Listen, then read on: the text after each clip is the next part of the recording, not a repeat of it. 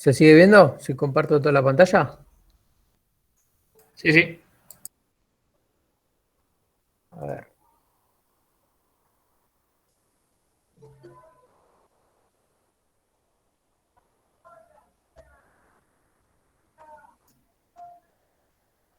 Bueno, empecemos. Bueno, la idea, chicos, de la clase de hoy es dividir la clase, digamos, en dos partes. La primera parte,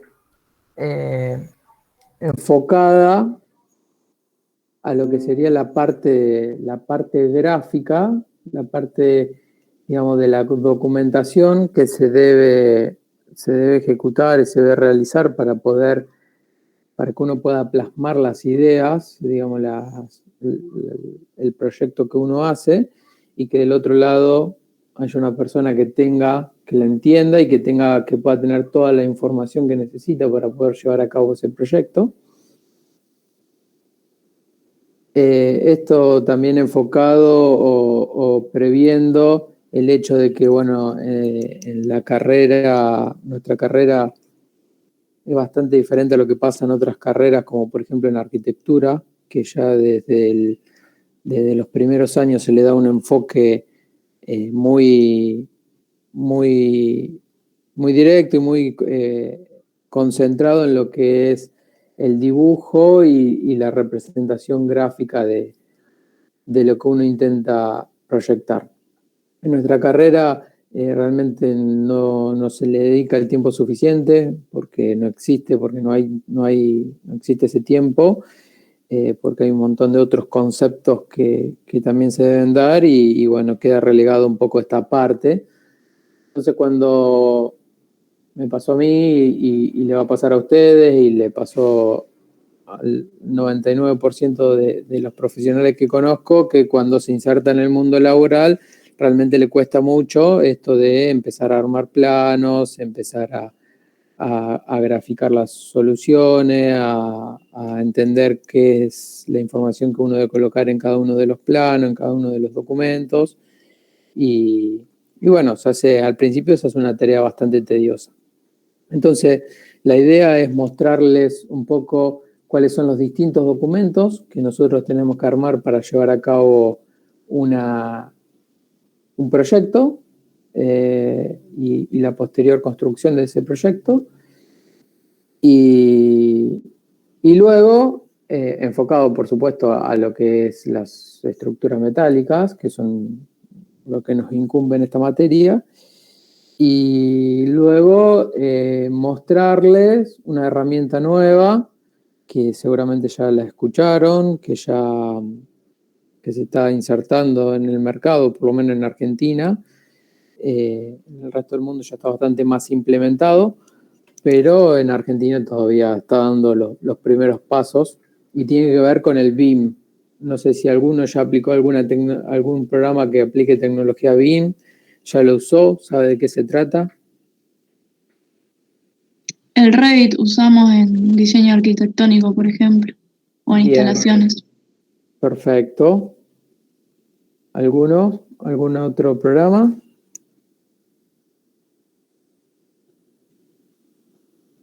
Bueno, ya lo vamos a ver después, más adelante, pero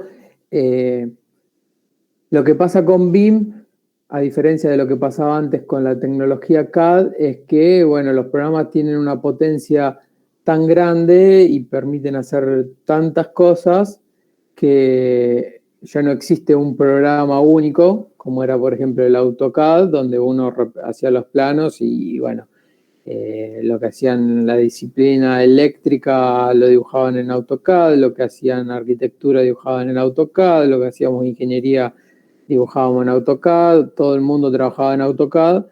A diferencia de lo que pasaba ahí, hoy en día cada programa tiene que especializarse en una rama, si no, bueno, es imposible hacer un programa que abarque todas las disciplinas, dada la potencia que tienen estos programas. Tampoco existiría una computadora o un elemento que permita correr ese programa que abarque todas las disciplinas, ¿no es cierto? Entonces es ahí donde aparecen muchos programas distintos, entre ellos el Revit, que ustedes nombraron, que está enfocado especialmente a lo que es la arquitectura. Existen otros programas, como por ejemplo SolidWorks, no sé si lo escucharon nombrar, pero son usados más que nada por los ingenieros mecánicos, para desarrollar mecanismos. En nuestra área tenemos el Tekla, que está especializado en lo que es, tiene también de hormigón, pero es especial para estructuras metálicas. Vamos a ver un poquito de Tekla. Y bueno, existen muchos otros, tantos otros como disciplinas puedan imaginarse. Así que bueno, esa es la idea de hoy. Dos grandes partes. Por un lado, la parte de la documentación y por otro lado, ver algo de BIM. Bien, comenzando con la parte de la documentación a generar para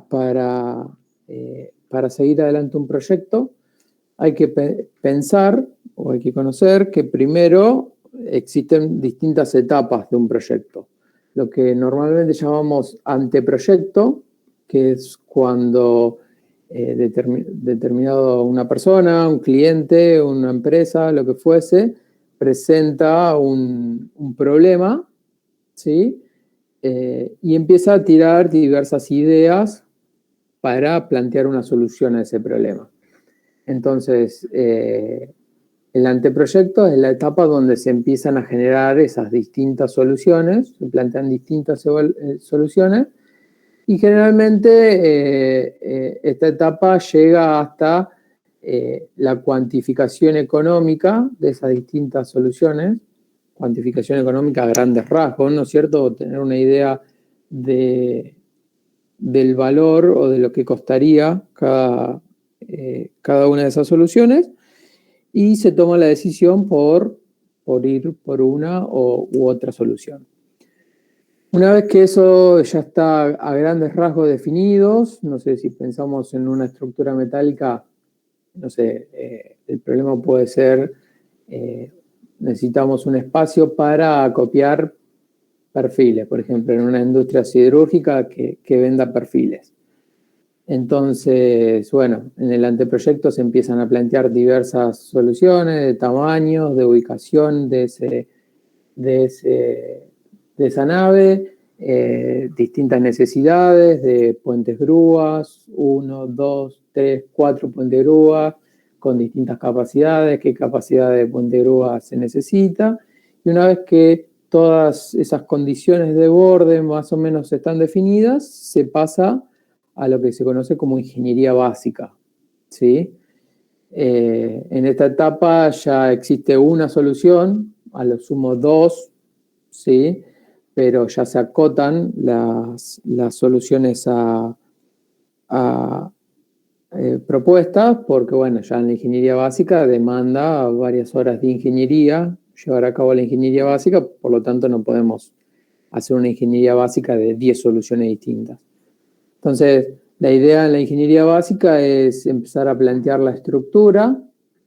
En el caso de una estructura metálica, empezar a plantear el pórtico, cómo vamos a hacer el pórtico, si lo vamos a hacer reticulado, si lo vamos a hacer de alma llena.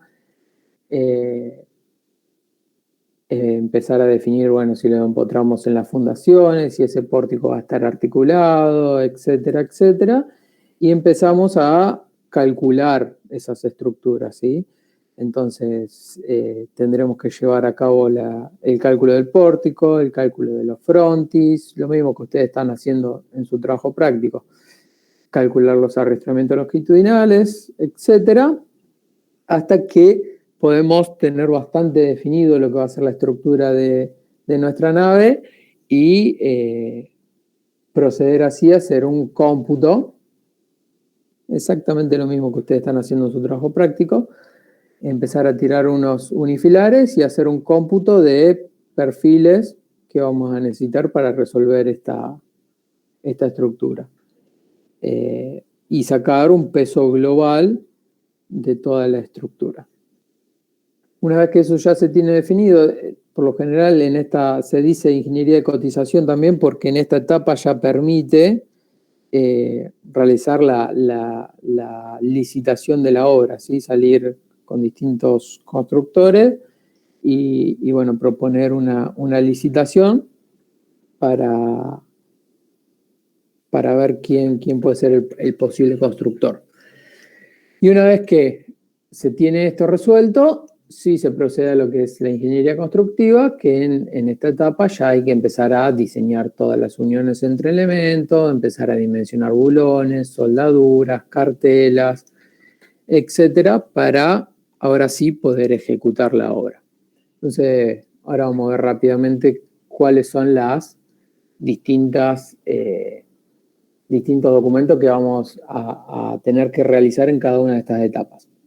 En un primer lugar, en lo que es anteproyecto e ingeniería básica, lo que vamos a hacer es planos unifilares para poder plasmar la idea de lo que va a ser la estructura y poder realizar el cálculo de la misma y a partir de eso poder realizar los cómputos. En sí, en primera instancia, cómputos generales de perfiles. Después, cuando ya vamos a la etapa de construcción, ahí sí vamos a realizar una documentación mucho más detallada, en donde, bueno, dependiendo de la disciplina donde estemos, tendremos distintos documentos a ejecutar. En el caso de las estructuras metálicas, tendremos que hacer planos de montaje. Ahora vamos a ver ejemplos de planos de montaje. Planos de fabricación, que llamamos planos de fabricación que se van a utilizar en taller, y lo que suele llamarse plano de taller o planos de despiece, que también son utilizados en taller y vamos a ver algunos ejemplos y cuál es la diferencia entre planos de fabricación y planos de taller. En el caso de la estructura de hormigón, que seguramente los que hayan hecho ya la materia de construcción de hormigón lo habrán visto, tendremos que hacer planos de encofrados, es decir, planos donde acotemos e indiquemos las dimensiones de los distintos elementos de hormigón, vigas, columnas, fundaciones, etc. Y plano de armadura para poder especificar cómo es la armadura que lleva cada uno de esos elementos. En sí, en lo que respecta a cómputos, tendremos que hacer, en el caso de estructuras metálicas, cómputos de perfiles y chapas, cómputos de bulones y cómputos de soldadura.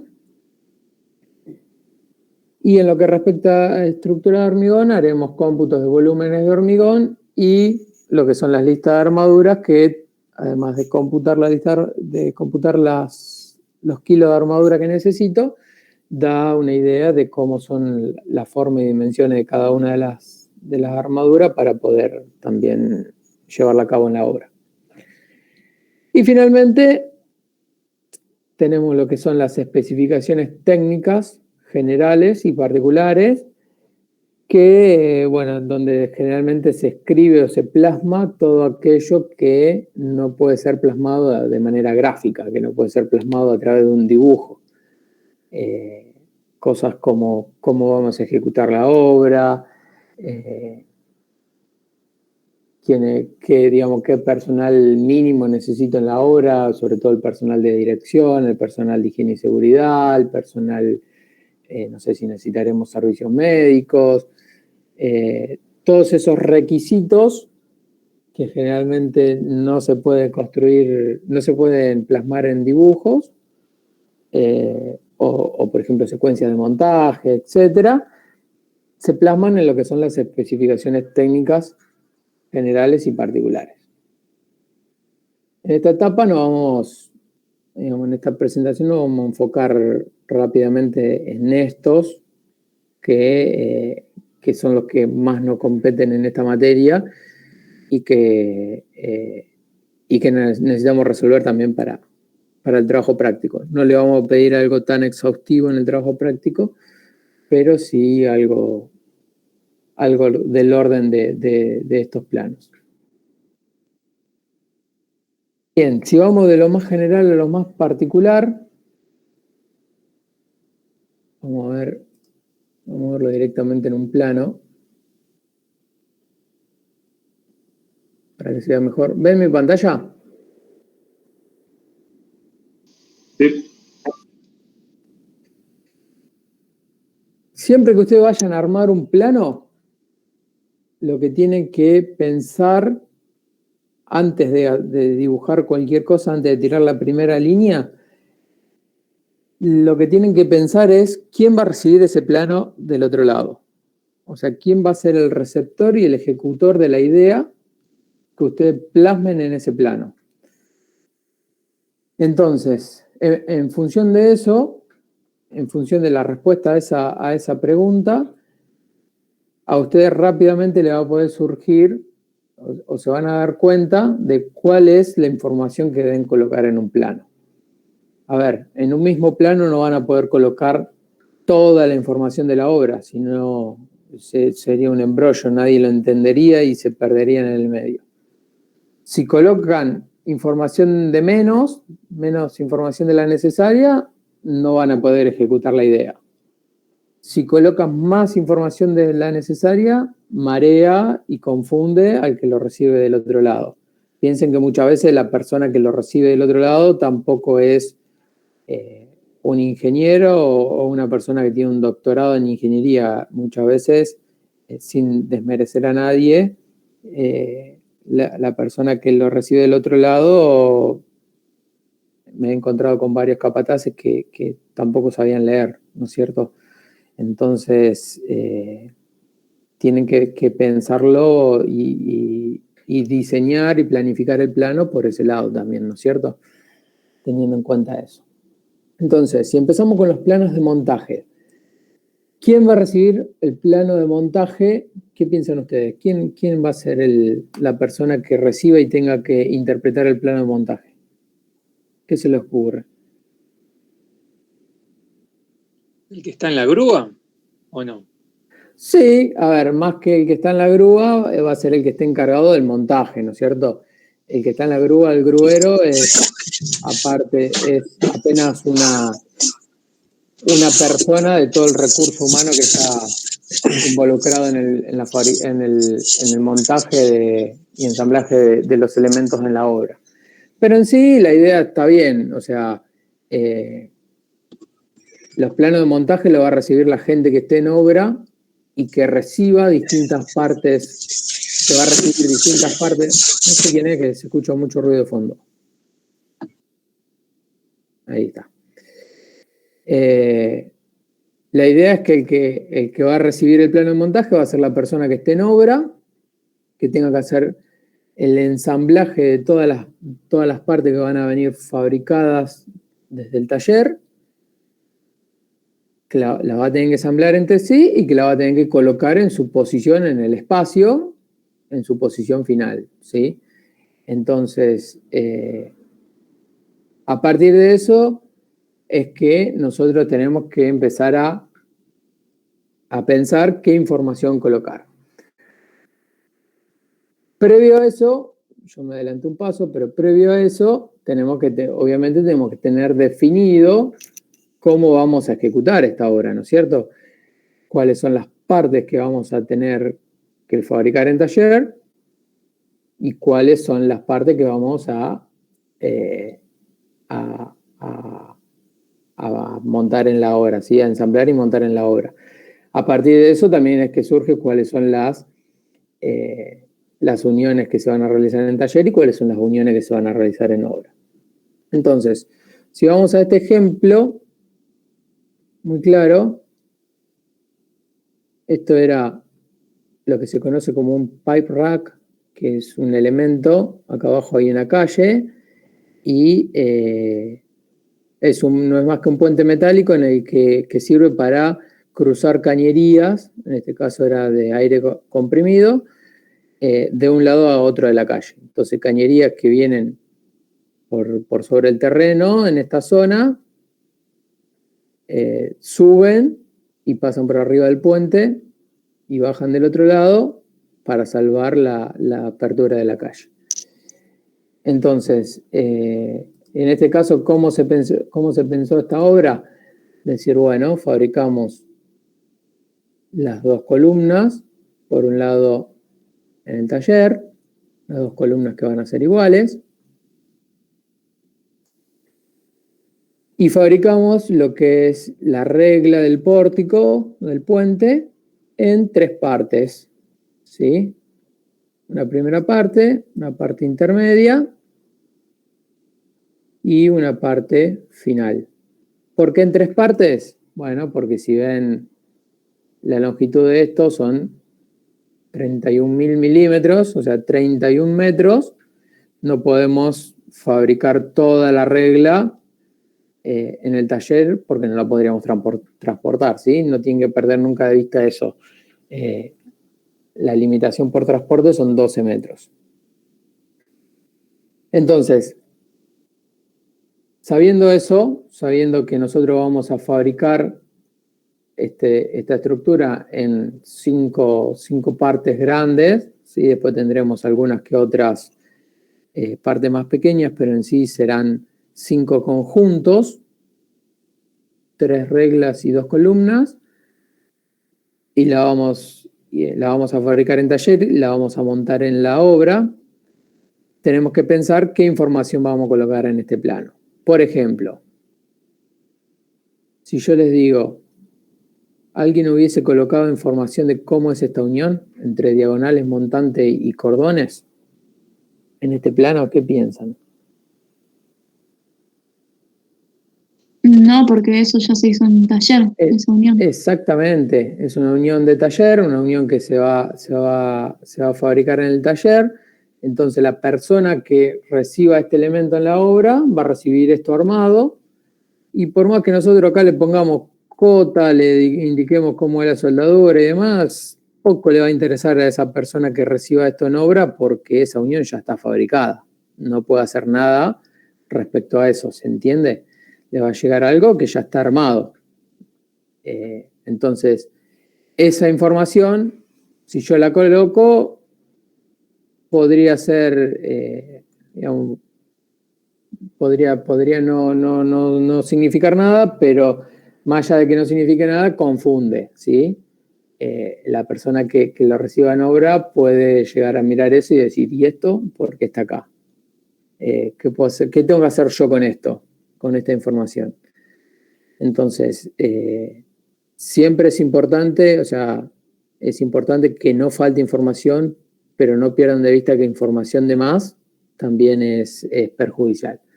Por eso, siempre piensen y planifiquen el plano antes de desarrollarlo. Entonces, ¿qué tipo de información sí tengo que colocar en el plano? Y bueno, a ver cómo se va a ejecutar esto. Se va a armar, van a llegar estas 5 piezas, 5 conjuntos por separado. Tendré que montar primero las columnas, ¿sí? En la obra. Una vez que tengo las columnas montadas y aplomadas, tendré que armar esta viga, esta regla completa en el suelo. La tengo que armar en el suelo porque no me serviría de nada montar pedazo por pedazo porque no sería autoportante. Entonces tengo que armar estos 30 metros de regla en el suelo y después montarlo todo junto por sobre las columnas que ya había montado. Entonces, ¿qué información sí me sirve? Bueno, me sirve la información de cómo es esta unión, la unión entre los distintos tramos de regla. Acá se puede ver, no es esta. Bueno, está detallada acá. Se puede ver que esta diagonal va soldada. En este caso se optó, como era una industria donde se poseía, digamos, donde había buenos recursos para soldar en obra, se decidió hacer ciertas uniones de obra soldada. Entonces, esta diagonal se decidió soldarla en obra. Se da información de cómo son los empalmes entre los distintos cordones. la cual la podemos ver acá arriba, detalle A, ¿sí? Pueden ver acá que tienen que colocar una placa, y acá están indicadas, este es un símbolo para indicar la soldadura. La banderita esta representa que es una soldadura de obra. Estos símbolos significan que es una soldadura de penetración completa, digamos una soldadura de bisel. Significa que hay que biselar previamente a realizar esta unión, hay que biselar estos elementos para que el electrodo pueda llegar hasta el final y poder rellenar toda la unión, ¿sí? Esta nota, realizar TP es ensayo de tinta. Y bueno, acá se puede ver otra parte un corte de la unión esa, donde acá se puede ver que se indica la soldadura. Estas soldaduras, de vuelta, la banderita significa que es de obra, y este símbolo del triángulo significa que es una unión de filete, una soldadura de filete, es decir, que es así. ¿Sí? ¿Qué otra información? Bueno, se indica las dimensiones de la placa, etcétera, etcétera. Entonces, pueden ver que tenemos información de cómo unir los distintos tramos de regla. Tenemos información acá de cómo unir el detalle C, nos indica cómo unir la columna con la regla y con estos tornapuntas. Entonces, si vamos al detalle C, por ejemplo, esto es el tornapunta, este es un elemento que viene separado, ¿sí? Y tendremos que unirlo a la parte superior, a la regla, con 3 bulones de diámetro 3/4 pulgada por 2 pulgadas de largo, calidad 325, lo mismo acá abajo, y bueno, nos indica la posición de cómo tiene que quedar ese tornapunta respecto a los ejes de las columnas y cordones, ¿sí? Y así con cada una de los elementos, de los distintos elementos que llegan por separado a la obra y las uniones que tenemos que ejecutar en obra. ¿Qué otra información importante necesito? Bueno, tengo que poder ubicar los elementos. Entonces, por ejemplo, es importante saber la distancia a la cual tengo que colocar las columnas, ¿sí? Si no respeto esta distancia, acá no van a entrar estos bulones. Entonces es importantísimo saber esta distancia, saber, por ejemplo, el nivel al cual tengo que dejar la columna, ¿sí? Cómo ejecutar la unión de los parantes de la columna con las fundaciones, bueno, etcétera. ¿Se entiende hasta ahí?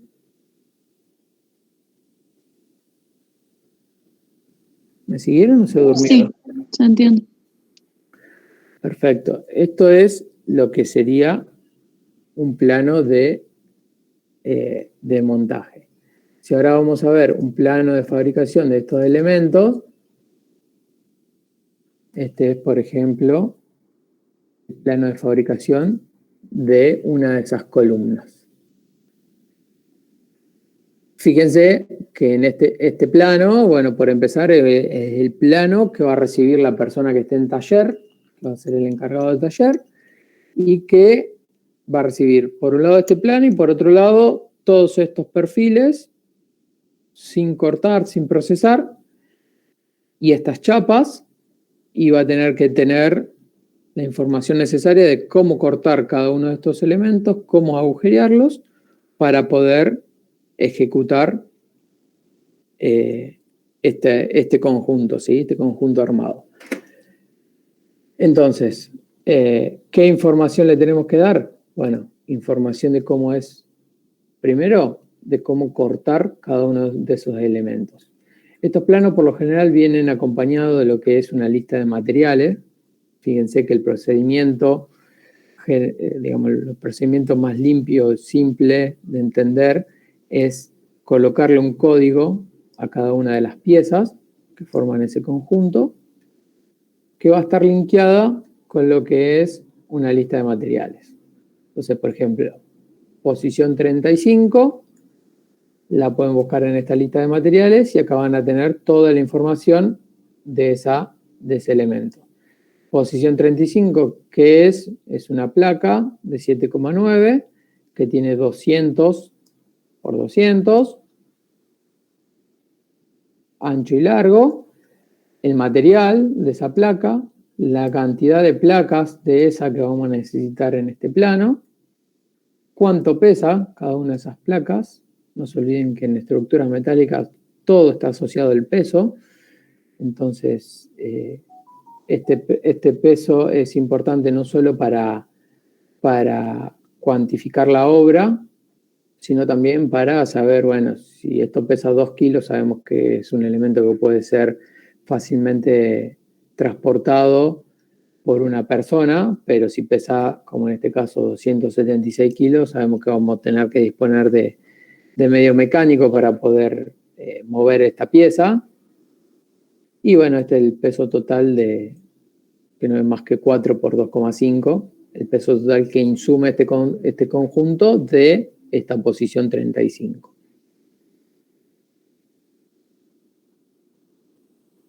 Entonces, volviendo a eso, yo necesito por un lado saber cuáles son las dimensiones de ese elemento, 200 por 200. En el caso de este P24 sabemos que, bueno, P24 es un perfil de 64 por 64, un ángulo por 4,8 con esta longitud, material, cantidad, etc. Entonces acá en el plano indicamos la longitud del elemento, indicamos cómo posicionarlo. Sabemos que de este encuentro de ejes tengo que posicionarlo a 90 milímetros. De este encuentro de eje tengo que posicionarlo a 150 milímetros. Y necesito además información de cómo unirlo a los otros elementos, ¿sí? Entonces, fíjense, esa información no está dada directamente en esta unión, pero en esta unión, por ejemplo, estamos diciendo que se une mediante una soldadura de filete, cuyo cateto debe ser 6 milímetros. El circulito este, fíjense que ahora no está la banderita, porque es una unión de taller. El circulito este significa que tenemos que soldar todo alrededor, soldar todo acá a la vuelta. Y esta nomenclatura TIP hace referencia a típico y significa que, bueno, todas las uniones de estas diagonales van a ser iguales, ¿sí? Con estas dimensiones.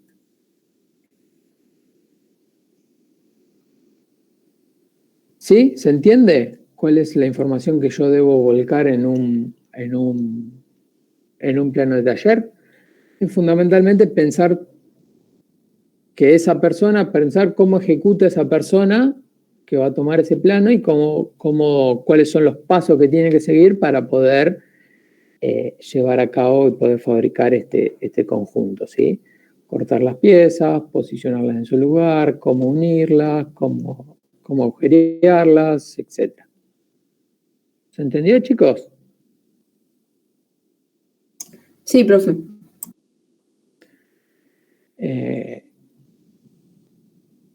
Esa es la idea y la finalidad de los planos de taller. Si se acuerdan, había un tercer tipo de planos, que eran los que llamábamos plano de espiezo, plano de taller, que acá no tengo ninguno para mostrárselo directamente, pero sí lo tengo en la presentación. Esto es lo que sería un plano de despiece o un plano de taller, que esto generalmente a veces se usa, a veces no.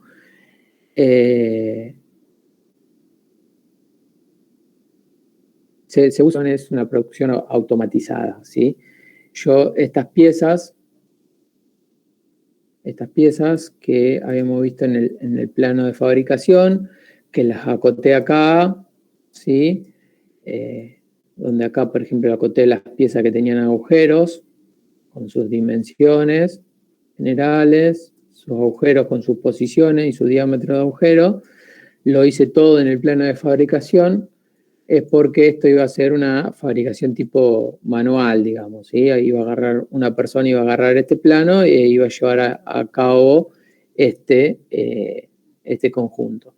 Ahora existe otra posibilidad, que es cada vez más común, de fabricar estas piezas en lo que se llaman equipos tipo CNC, donde una máquina toma, o sea, hay que insertarle la información, el plano, este plano que estábamos viendo antes, a esa máquina, ¿sí?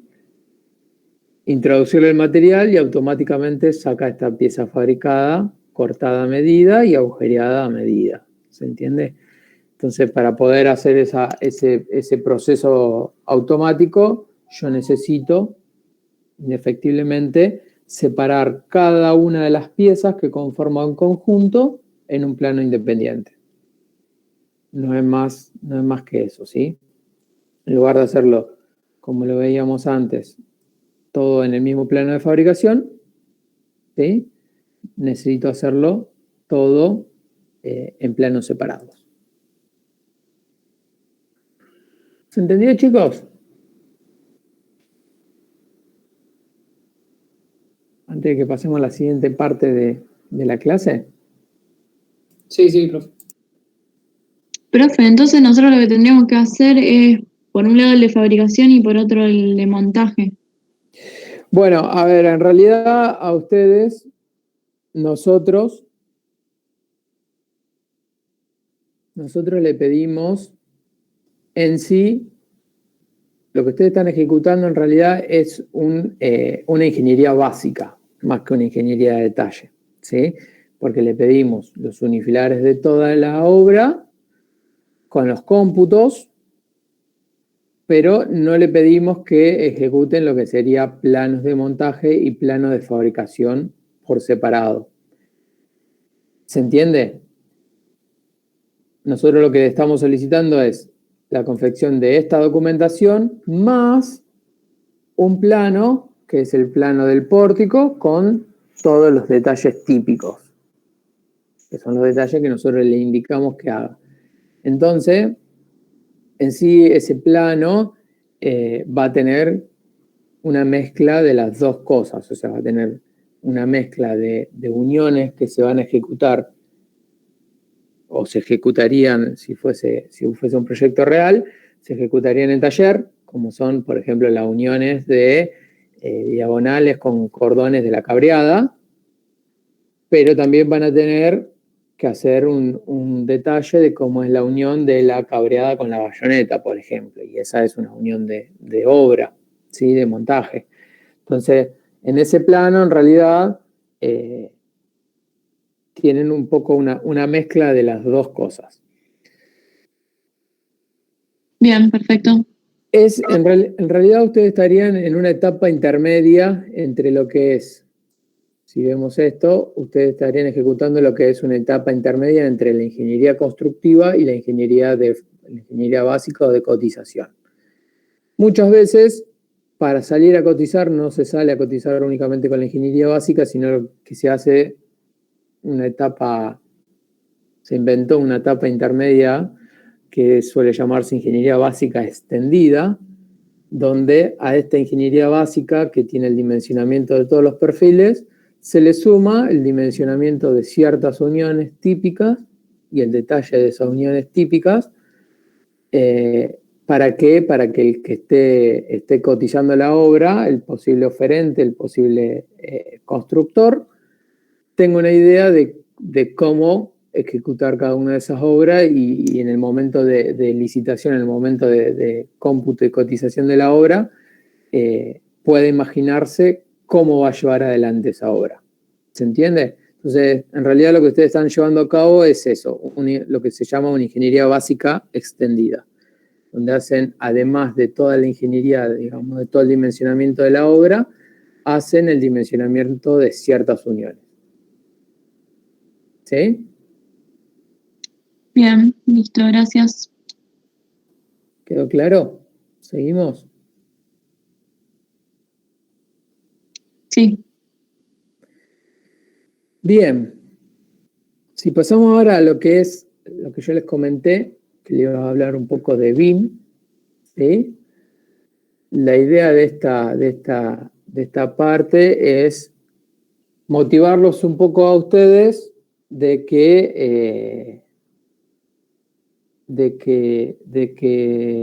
se metan, ¿sí? Estudien lo que es el BIM, que sepan primero que sepan que existe y segundo que motivarlos impulsarlos a que empiecen a desarrollar y empiecen a investigar estas tecnologías. En breve, en muy poco tiempo, ustedes ya van a ser profesionales, ya van a tener que empezar a insertar en el mundo laboral. Y bueno, esto es cada vez más exigido por las empresas, digamos, personal que sepa utilizar estas herramientas.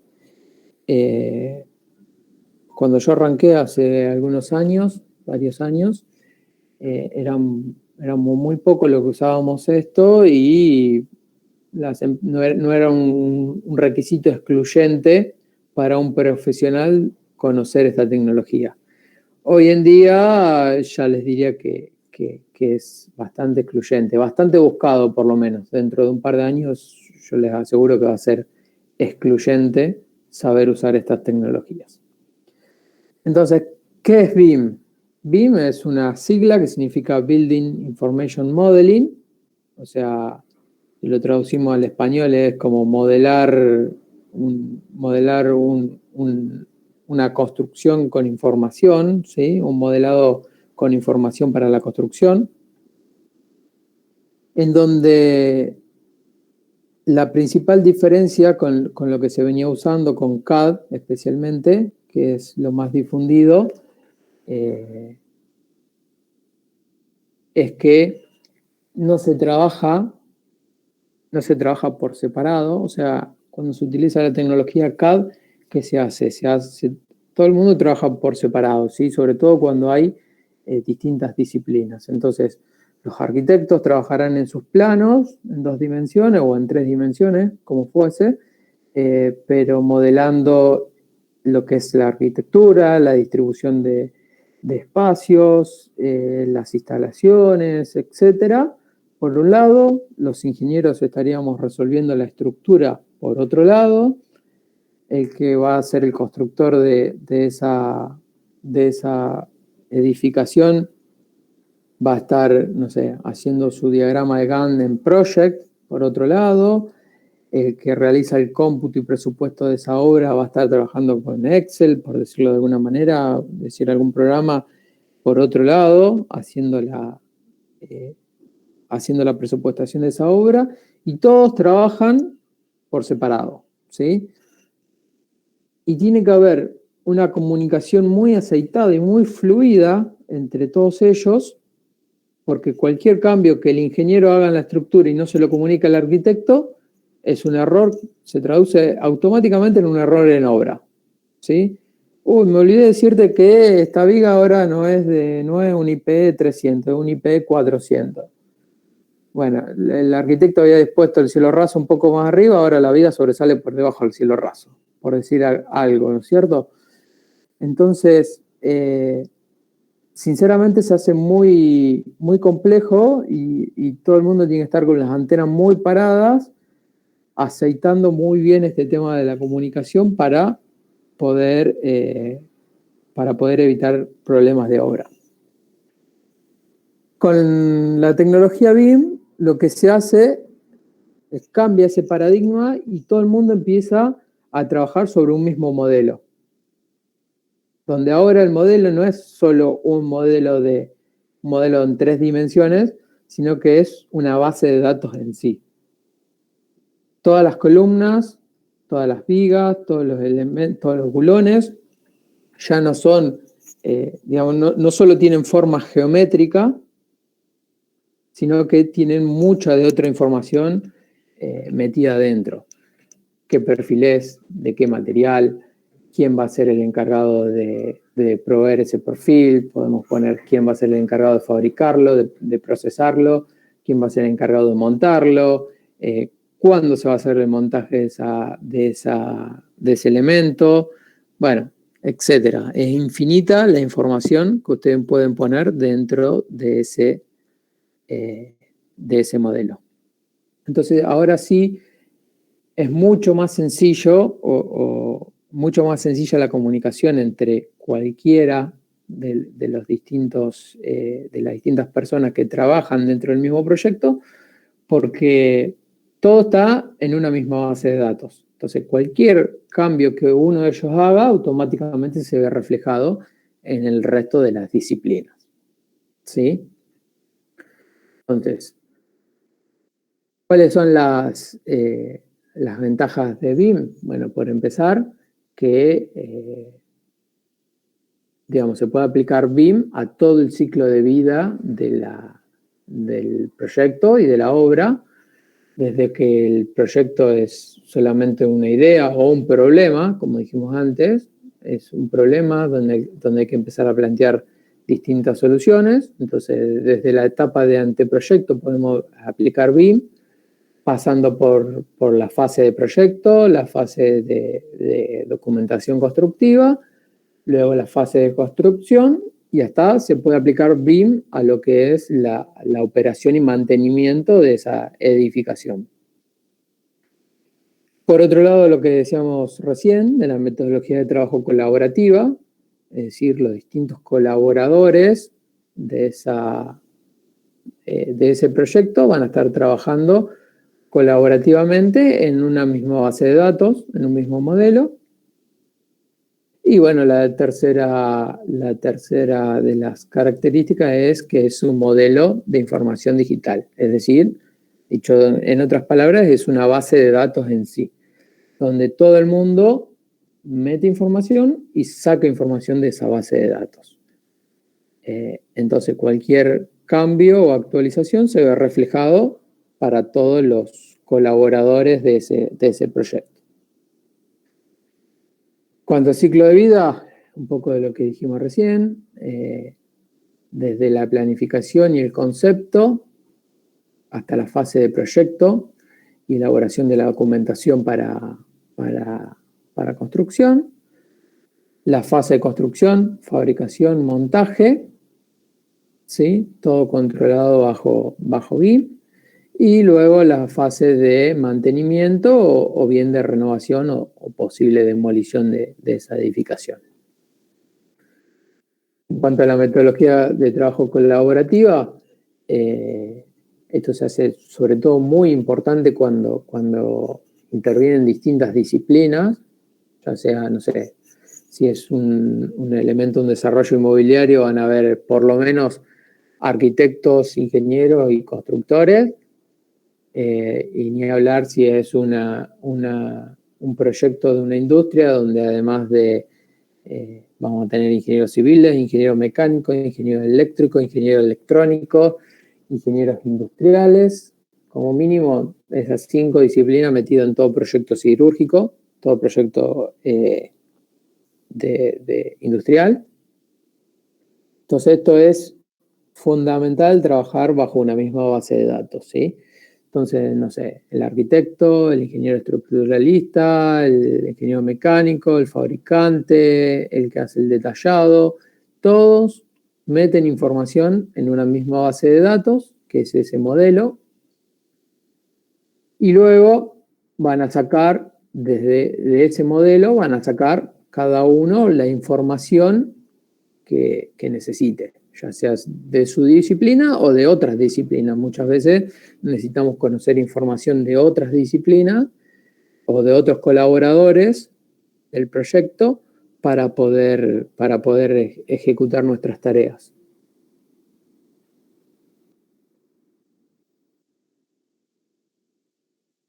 Y bien, en este momento, les comentaba antes, estamos viviendo una transición acá en Argentina, en nuestro país. Estamos viviendo todavía la transición. Yo le diría que en el 95% de los países, sobre todo los países desarrollados, ya esto lo tienen implementado, súper implementado. pero bueno, acá en Argentina sigue siendo todavía una transición desde el CAD al BIM, ¿sí? Desde la tecnología CAD. Ustedes conocen AutoCAD, no sé si alguien conoce algún otro programa de CAD, pero CAD era una tecnología, AutoCAD es el programa más conocido de la tecnología CAD, pero estamos viviendo esa transición desde la tecnología CAD a la tecnología BIM, que fue más o menos la misma transición que se vivió desde el papel, o sea, desde dibujar en tableros a pasar a dibujar en computadoras, dibujar en CAD. En ese momento fue algo muy difícil, la transición no fue de un día para el otro, no fue, si hablan con cualquier profesional con bastante experiencia, con bastantes años haciendo esto y vivió esta transición, principios de la década del 90, le va a decir que no fue algo de un día para el otro, sino que llevó mucho tiempo, mucha gente tuvo que cambiar su forma de pensar. O sea, esto no es solo un cambio de tecnología o un cambio de herramientas, sino que es un cambio de paradigma, un cambio de la forma de ver las cosas y de plantear las cosas, de plantear los problemas y las soluciones. Entonces le van a decir que no fue algo sencillo, que muchas veces mucha gente tuvo que ayornarse esto a la fuerza, porque bueno, es de público conocimiento que todo el ser humano todos los seres humanos somos reacios a los cambios, nos cuesta cambiar muchísimo. Pero bueno, aún así, hoy, 2021, nadie ni se le pasa por la cabeza dibujar algo en un tablero y dibujarlo en papel. Ni se le ocurre hacerlo en papel.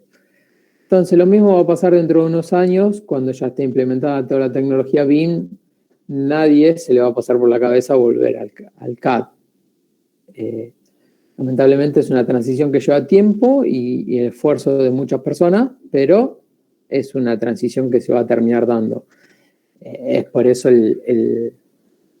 digamos, el impulso o la motivación, tratar de motivarlos a ustedes para que desde ahora se empiecen a meter en esto y que no sufran demasiado el cambio. Actualmente, ¿cómo trabajamos?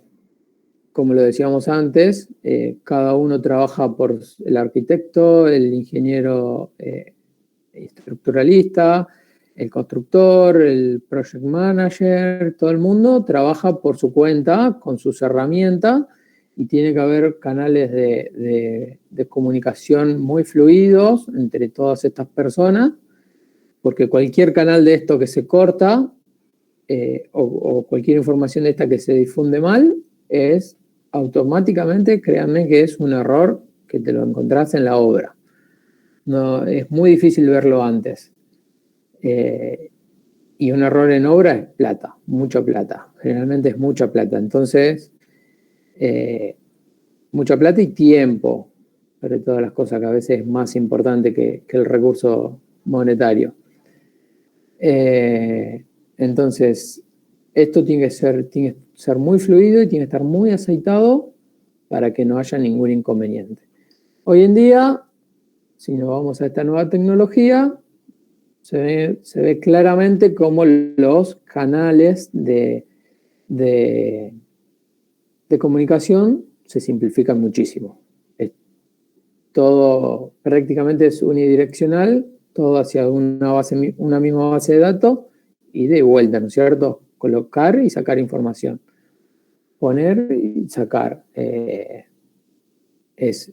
Créanme que es mucho más sencillo. Bueno, esta es una imagen que encontré, pero que refleja muchísimo otra de las ventajas, ¿sí? Más allá de facilitar esta comunicación entre los distintos colaboradores, refleja muchísimo otra de las ventajas de la tecnología BIM. Y esta imagen dice dos cosas. Primero, bueno, esto es una relación, digamos, de tiempo invertido en las distintas fases de la del proyecto, ¿sí? Desde el diseño, elaboración de la documentación y después, bueno, coordinación de obra. Entonces, por un lado, que no es menor, es importante, se ahorra muchísimo tiempo trabajando con la tecnología BIM. Pero no solo eso es importante, el tiempo ahorrado, sino que, lo cual para mí es aún más importante, es, vean ustedes dónde se concentra la mayor cantidad de tiempo invertido. Con la tecnología CAD concentramos muchísimo el tiempo en poder elaborar la documentación para poder construir, ¿sí? Nos lleva muchísimo elaborar las distintas plantas, vistas, cortes, detalles, etcétera, para poder tener toda esta documentación necesaria para salir a la construcción. En cambio, con la tecnología BIM, nosotros lo que hacemos es un modelo 3D donde cargamos toda la información esa, ya lo habrán visto los que vieron Revit, y después la documentación, sacar las distintas plantas, cortes, vistas, detalles, es bastante más automático, bastante más rápido y no necesita, digamos, no necesita dedicarle tanto tiempo. Entonces ven que la mayor parte del tiempo está dedicada a la fase de diseño, que es justamente la fase más importante, la fase donde nosotros tenemos que dedicarle, tenemos que dedicarle toda nuestra atención, nuestro tiempo, ponerle mucha materia gris para poder optimizar cada una de las soluciones, ¿sí? Poder optimizar al máximo la solución, hacer más eficiente, cada vez más eficiente la solución. Entonces, cuanto más tiempo le dediquemos a esta fase de diseño, mejor va a ser el producto final. Y BIM nos permite justamente eso, concentrarnos en dedicar la mayor cantidad de tiempo en esta fase y luego la documentación es cuasi automática. En lo que respecta a los errores en la construcción, bueno, ya estuvimos hablando bastante de esto.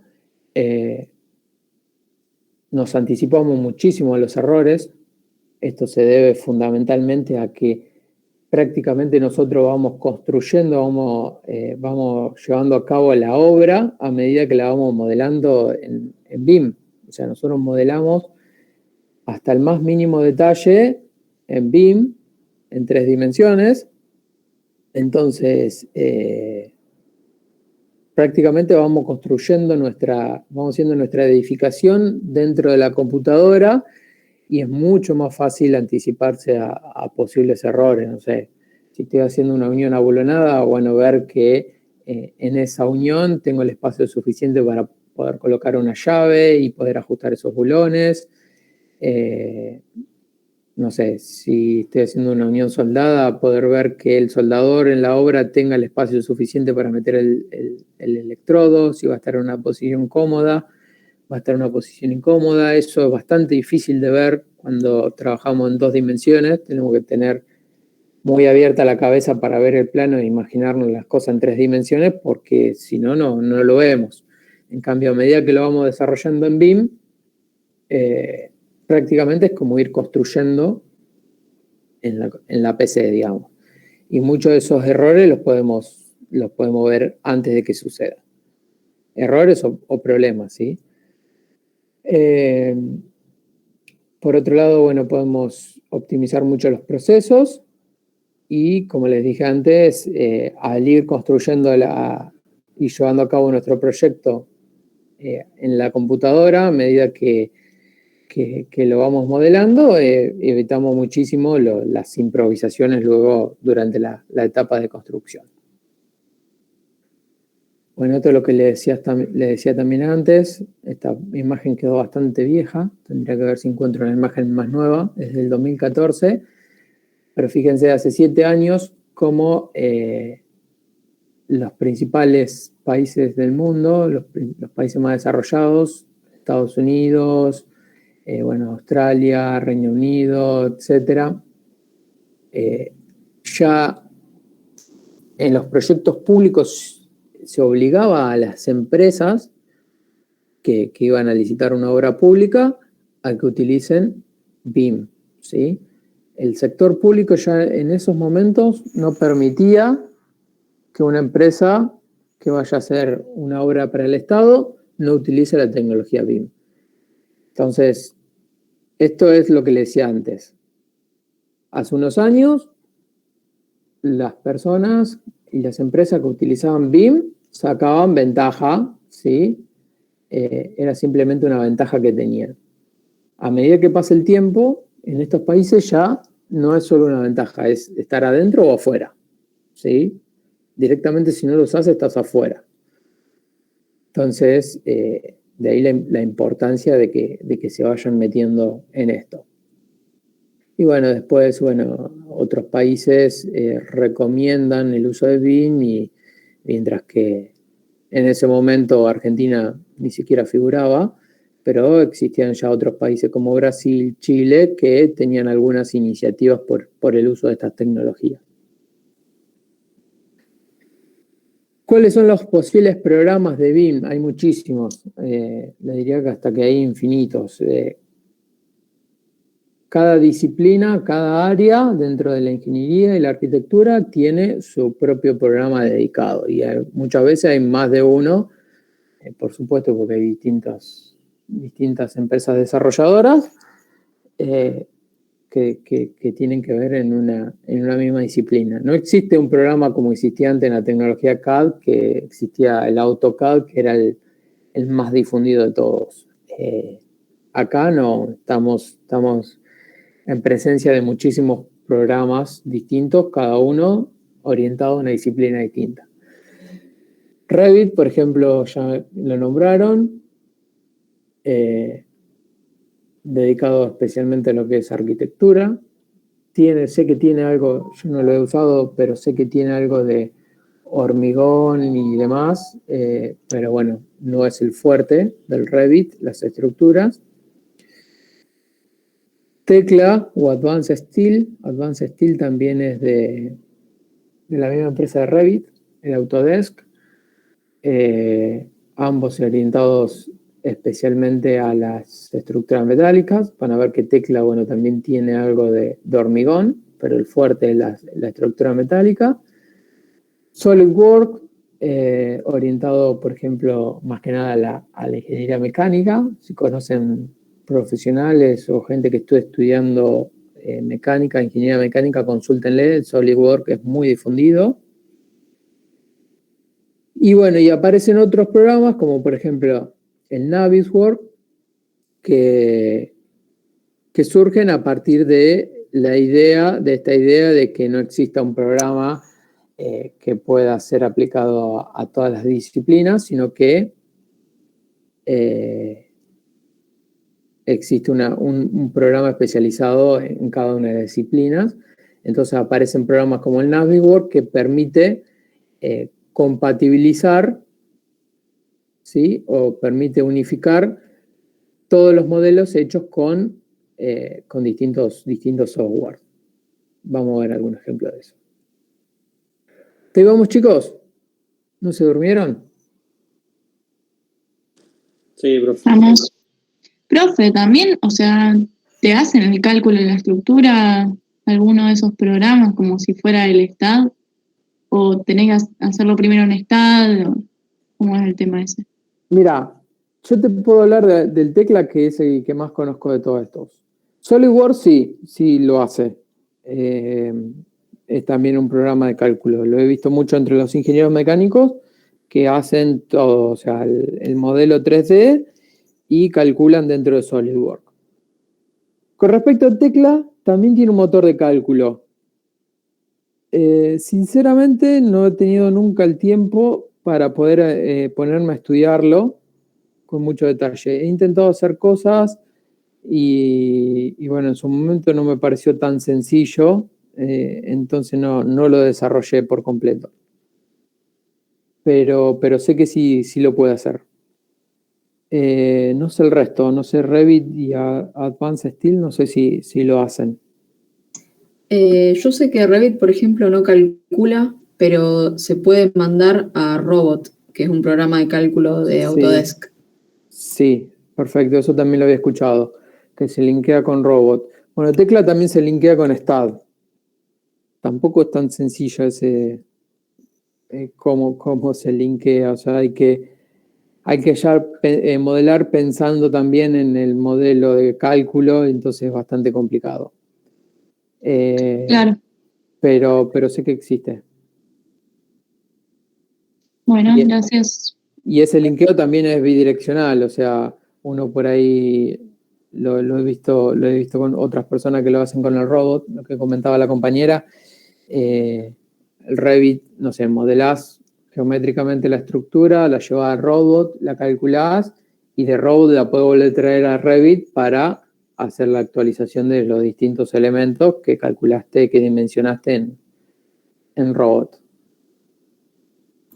Profe, ¿vos el movimiento cómo lo haces? ¿Haces de tecla, lo pasás a Navisworks y ahí pasás de nuevo a Revit? ¿O yo también podría usar de tecla a Revit? No, por lo general lo que se hace es, hay una, ahora después vamos a ver un ejemplo, pero hay una extensión que se llama IFC, no sé si la escucharon nombrar. ¿No? Bueno.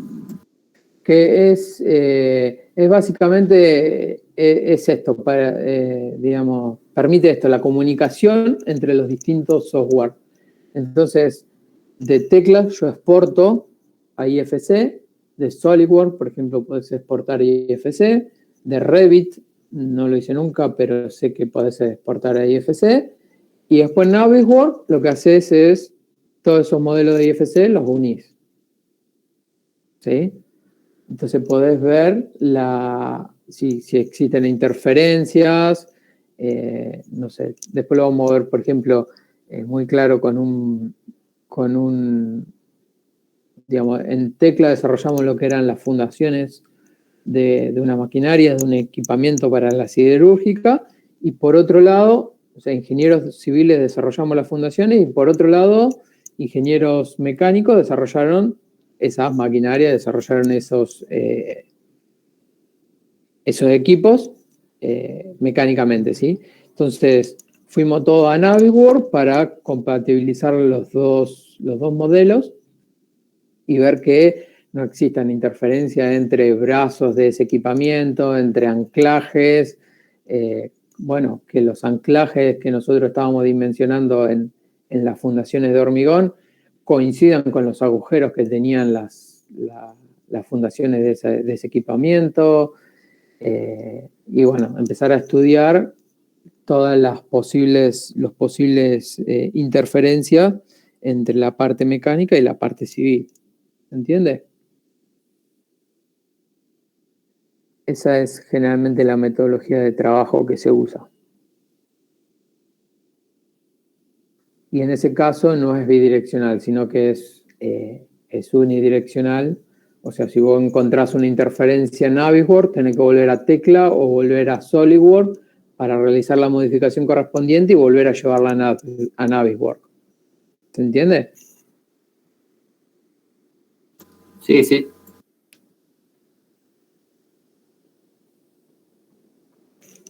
¿Alguna otra consulta, chicos? Si no, vamos a ver unos ejemplos.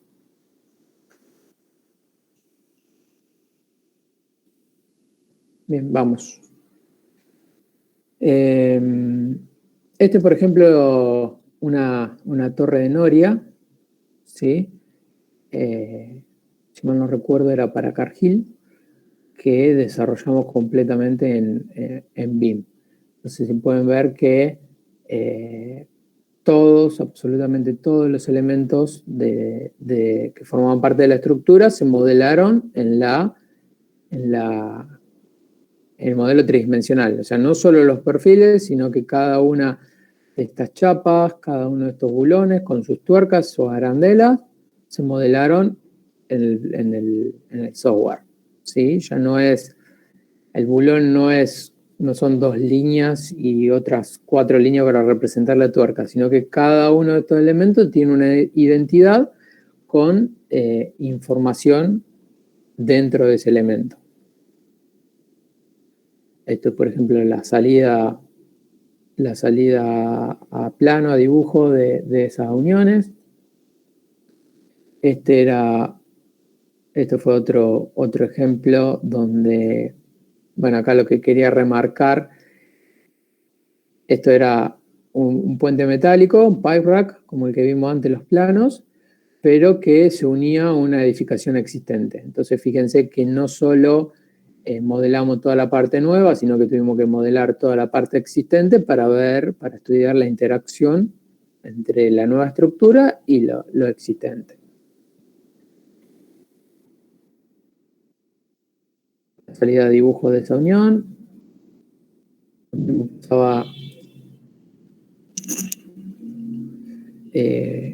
Bueno, esto no es más que otros ejemplos de estructuras metálicas, acá combinado con estructura de hormigón. Estos muros eran todos muros de hormigón, con fundaciones de pilotes,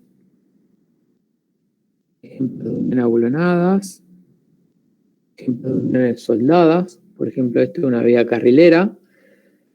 No sé si se acuerdan, pero del primer parcial de vía carrilera que nosotros podíamos tener cuando el puente grúa empezaba a aumentar su capacidad y empezaba a aumentar la luz entre columnas, teníamos que disponer de un elemento adicional para conformar una viga horizontal a nivel de ala superior y poder tomar esa reacción horizontal en ala superior, que era, no sé si se acuerdan, pero era mucho mayor que la reacción en el ala inferior. Entonces, esto es una viga carrilera con una viga horizontal a nivel de ala superior, reticulada, donde se modelaron cada una de las uniones entre los distintos elementos. Es el riel, los clips que unen el riel, entonces se modelaron las uniones soldadas de los clips, las uniones soldadas de las diagonales, de la viga acompañante horizontal, la unión de penetración completa en el caso de ala superior alma, y la unión de filete en el caso de alma ala inferior. Y bueno, esto ya es salida a planos similares a los planos que vimos antes. Esto es un plano de montaje, plano de fabricaciones. Entonces fíjense que ya ahora lo que nosotros hacemos es modelar cada uno de estos elementos, diagonales, cordones, montantes, etcétera, y el programa automáticamente le asigna un código, como vimos antes, y automáticamente hace lo que llamamos la lista de materiales. No nos tenemos que estar preocupando por desarrollar esta lista de materiales. Esto es todo automático. De ahí la ventaja que veíamos antes de reducir muchísimo los tiempos de elaboración de documentación, ¿sí? Y no solo los tiempos de elaboración de documentación, sino que lo que es, hasta le diría más importante, es el hecho de cuando existe algún cambio o alguna modificación en el proyecto. Si yo decido en el proyecto, no sé, modificar el tamaño del perfil de esta diagonal, me tengo que estar acordando de modificarlo en la lista de materiales, en la vista del plano, en la planta, en el corte, en el detalle. Es como que tengo que estar muy concentrado en lo que estoy haciendo, porque si me olvido de modificarlo en alguno de esos lugares, probablemente sea un error en la ejecución de la obra. Entonces, lo que ganamos con BIM es esto. Yo me acuerdo de modificarlo únicamente en el modelo 3D. Después los planos, ya sean plantas, vistas, cortes o detalles, se modifican automáticamente. La lista de materiales se modifica automáticamente. Siempre va a estar en correspondencia a la lista, como es automática, va a estar en correspondencia a la lista de materiales con lo que está dibujado.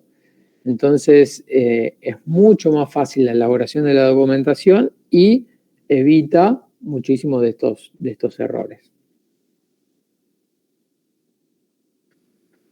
Nos permite también hacer cómputo de bulones, ¿sí? En donde acá en este informe puedo poner tanta información como quiera, ¿sí? Esto es simplemente un ejemplo, pero fíjense que está la calidad del bulón a 325, si el bulón es de obra o es de taller, el tamaño del bulón, diámetro y longitud, ¿sí? Y la cantidad de bulones que debo comprar para cada uno ya sea de calidad o de tamaño de bulones. Y lo mismo con el cómputo de soldadura. Si yo modelo la soldadura hasta el más mínimo detalle, puedo sacar la cantidad de metros lineales de soldadura que tengo distribuida en la obra, ¿sí? Y puedo saber qué tipo de soldadura es, qué tamaño tiene, qué longitud, si es de taller, si es de obra, bueno, puedo ponerle tanta información como quiera, y esto es sobre todo muy importante a la hora de computar mano de obra porque, bueno, más longitud de soldadura implica más hora hombre y más consumibles de electrodos y demás para poder ejecutar estas soldaduras. Entonces, todo esto que antes era manual ahora es automático. Si no vamos a la parte de hormigón, fíjense el modelo que veíamos antes de una nave que tiene la estructura metálica, la estructura es metálica, las fundaciones y los muros son de hormigón. Podemos modelar dentro de cada uno de esos elementos de hormigón la armadura, también hasta con el más mínimo detalle. No sé, cuando dibujamos en AutoCAD, se me ocurre, generalmente hacemos la armadura y tiene un cambio a 90 grados, un cambio de dirección a 90 grados, le hacemos un cambio recto. Bueno, en este programa nos permite dibujar hasta el mandril de doblado de esa armadura. Lo cual a priori parece una estupidez, por decirlo de alguna manera, pero créanme que, sobre todo en fundaciones de maquinaria y ese tipo de cosas, donde es tanta la cantidad de armadura que tengo que disponer, que esto se torna importante porque muchas veces hasta no hay lugar para poner tanta armadura. Y bueno, modelarla así en 3D y con las dimensiones reales ayuda muchísimo a lo que le decía antes, los mandriles doblados y demás, ayuda muchísimo a poder estudiar si esa armadura entra o no entra, básicamente. Bueno, esta es una salida a plano de armaduras. Entonces pueden ver que el programa automáticamente pone estas etiquetas. Demanda tener que acomodarlas y demás para que se vea bien a la vista y sea estético el plano y para que se entienda, pero prácticamente es automática la etiqueta, donde el programa le asigna un código, CA/5, y dice, bueno, diámetro del 12, 4 por metro cuadrado, por ejemplo. Diámetro del 12 cada 150, bueno, etc.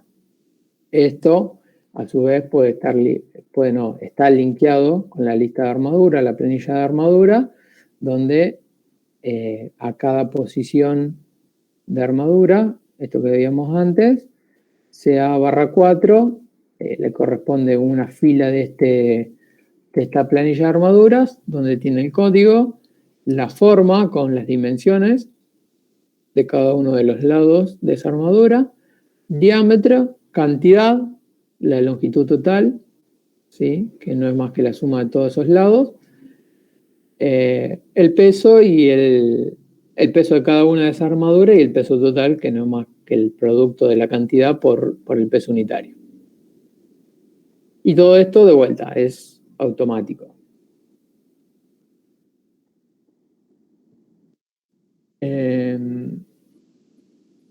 Esto es un ejemplo de planificación de obra mediante BIM.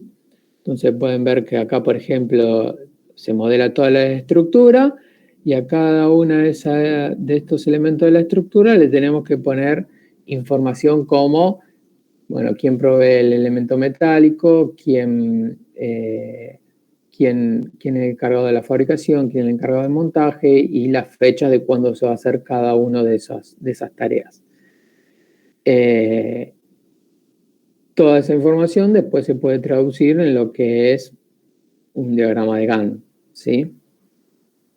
Bueno, acá mostrar que cada uno de estos elementos no solo tiene forma geométrica, sino que tiene mucha de otra información.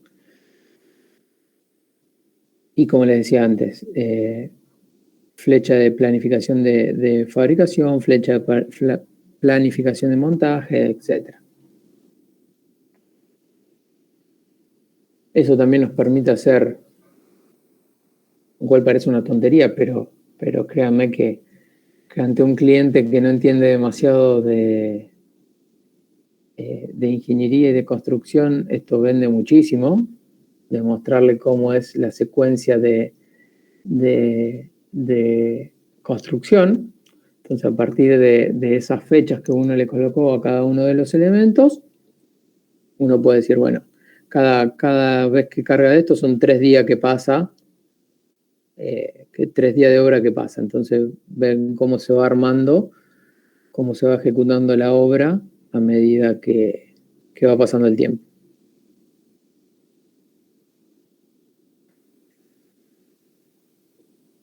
Y lo que es más importante aún es que esto no es únicamente un diagrama de Gantt aislado como uno podría hacer en Project, por ejemplo, sino que cada una de estas tareas, no sé, por ejemplo, construcción de pilotes, es una tarea, está asociada a un elemento geométrico, un elemento del modelo, ¿sí? Que tiene un montón de información metida. Entonces, no sé, a esa tarea yo le puedo decir o sé que puedo ejecutar, por decir cualquier número, 5 metros cúbicos de pilote por hora. Ok.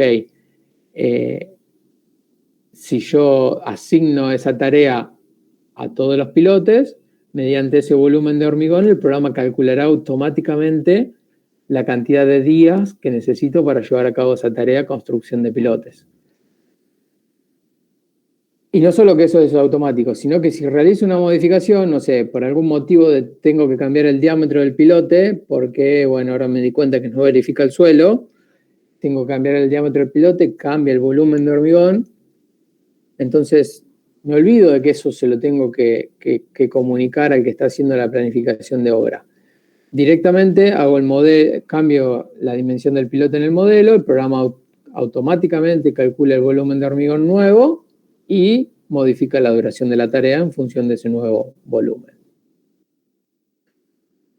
Esto es un poco lo que le decía antes. Yo creo las tareas y cada una de estas tareas la asigno a un elemento del modelo y le puedo poner una productividad a cada una de estas tareas. En función de eso, el programa automáticamente calcula la duración planificada de cada una de esas tareas.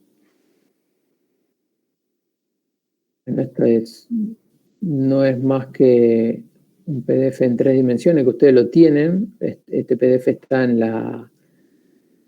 el Dropbox, entre todos los archivos que le compartimos.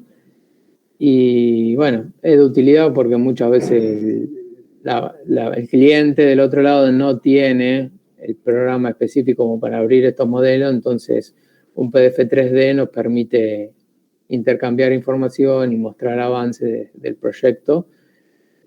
Todo el mundo puede abrir un PDF, digamos. No es más que eso. Este es el ejemplo que les hablaba antes de, bueno, este era un tren laminador para una cirugía. Y bueno, muchos ingenieros mecánicos estuvieron trabajando sobre todo el equipamiento y ingenieros civiles trabajando sobre las fundaciones, que es todo lo que se ve en amarillo y en gris. Y bueno, después se usaba el Navisworks, que es este programa para hacer la interacción entre ambos modelos, entre ambas disciplinas y poder estudiar interferencias entre maquinarias y fundaciones o posición de anclaje, etc. Cada problema que uno encontraba en la interacción entre ambos se volvía ya sea el modelo de Navisworks o al modelo de SolidWorks o el modelo de Tecla, se modificaba y se volvía a cargar el modelo de Navisworks para volver a estudiar esa interferencia. ¿Se entendió, chicos? ¿Les gustó o no les interesa? Sí, está bastante interesante. Seguramente en pocos años ya tengamos que afianzarlo más. Bueno, nosotros desde acá de la cátedra simplemente queremos cumplir con mostrarles que existe. Y bueno, yo particularmente me pongo a disposición si alguno quiere implementar teclas, se lo puede bajar de la plataforma, existe una licencia educacional y poder empezar a implementarlo. Soy consciente de que implementar un programa de esto no es de un día para el otro, lleva muchísimo tiempo investigar el programa para poder ejecutar algo. Por eso es que no se lo exigimos obligatoriamente que lo utilicen para su trabajo práctico, ¿sí? Sí me pongo en disposición de aquel que le interese y le guste y tenga el tiempo suficiente para hacerlo, de ayudarlo con todas las dudas que le puedan llegar a surgir sobre la herramienta, ¿sí? Les repito, sin ningún tipo de obligación, ¿no? Esto no es una solicitud de la cátedra, es más bien una ayuda para ustedes, para el que la quiera aprovechar. Bueno, gracias, profe. Una pregunta, ¿el tecla en particular tiene así muchos requerimientos para la computadora? Demanda mucho menos que el Revit. No sé si alguna vez intentaste usar el Revit, pero demanda mucho menos que el Revit. Sí, por eso preguntaba, porque tengo el Revit y eso requiere bastante. Sí. Tecla tiene la ventaja y desventaja a la vez de que es unidireccional. O sea, no sé, por lo que tengo entendido, el Revit te permite vos modelar en 3 dimensiones y a partir de eso vas haciendo los planos. Y si haces alguna modificación en el plano, te modifica el modelo. Es así, ¿no? Claro, sí. Bueno, Tecla no tiene esa posibilidad. No podés modificar el modelo a partir del plano. Si encontrás algo que está mal en el plano, cuando haces el plano, tenés que volver al modelo, modificarlo y vas a ver que se corrige en el plano. Pero es unidireccional. Siempre a partir del modelo se ejecutan las demás las demás funciones, como por ejemplo el armado de planos. Eso es una desventaja desde el punto de vista de que no te permite, digamos, tener menos recursos, menos posibilidad de modificación, pero es una ventaja desde el punto de vista que computacionalmente demanda muchísimo menos. Si más o menos pudiste usar el Revit, el Tecla lo va a poder usar bastante fácil. Buenísimo, gracias.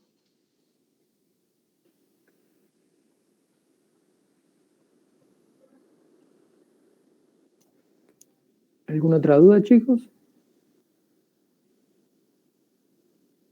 Espero que no se hayan dormido. De este lado no le puedo ver las caras, por lo menos presencialmente de ella sí se dormían.